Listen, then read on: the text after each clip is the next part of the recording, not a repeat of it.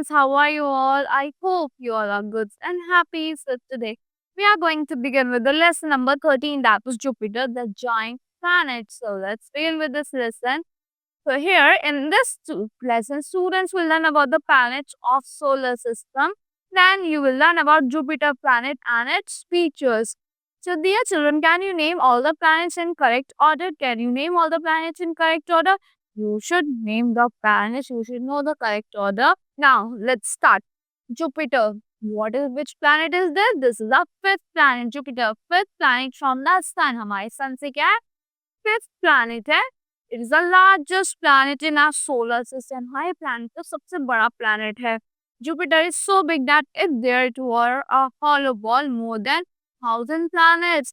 Jupiter इतना बड़ा है कि वो एक it were a hollow ball, अगर वो hollow ball होता उसके अंदर 1,000 planets आ जाते. The size of the earth could easily fit inside it. जो अर्थ का साइज है वो easily fit हो जाता है उसमें. Jupiter is about 400 million miles from the sun. हमारे अर्थ से 400 million miles दूर है. It takes Jupiter about 12 Earth years to orbit the sun once. एक बार ऑर्बिट करने के लिए सन को जुपिटर को पूरे कितने ईयर्स लगते हैं? 12 के अर्थ के 12 ईयर्स लगते हैं. This giant planet is mainly composed of gases and liquids. इस बड़े से planet किससे बना हुआ है? Gases से, liquid से बना हुआ है. Its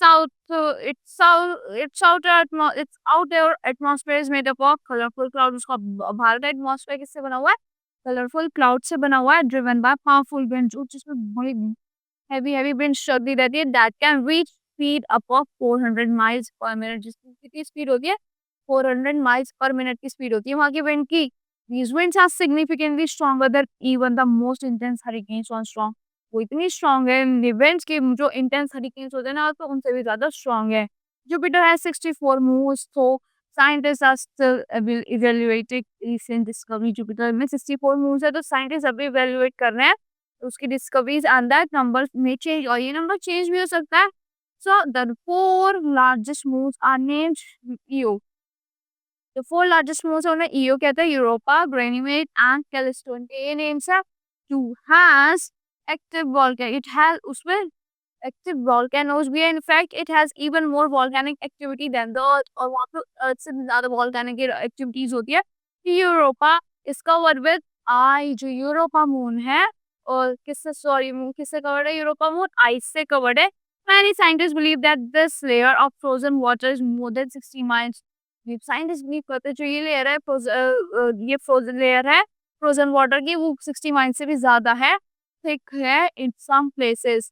Callisto has more craters than any other moon in our solar system. Callisto के क्या है? सबसे ज्यादा क्रेटर्स है किसी भी और मून से ज्यादा हमारे सोलर सिस्टम में.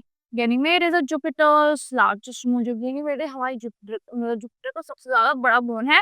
It is even bigger than a planet mercury. वो मरकरी प्लैनेट से भी ज्यादा बड़ा है. Much of our knowledge about Jupiter has been obtained from unmanned space probes. बहुत सारी नॉलेज हमें कहाँ से मिलती है? अनमैन्ड स्पेस प्रोब से मिलती है कि कोई मैन नहीं जाता मशीन जाती हैं. In 1973 Pioneer 10 passed within 81,000 miles of Jupiter clouds. तो फाइनल ने क्या कर रहा था? Pioneer 10 ने पास किए थे 81,000 miles. कहाँ पे? जुपिटर के क्लाउड्स में टॉप्स में.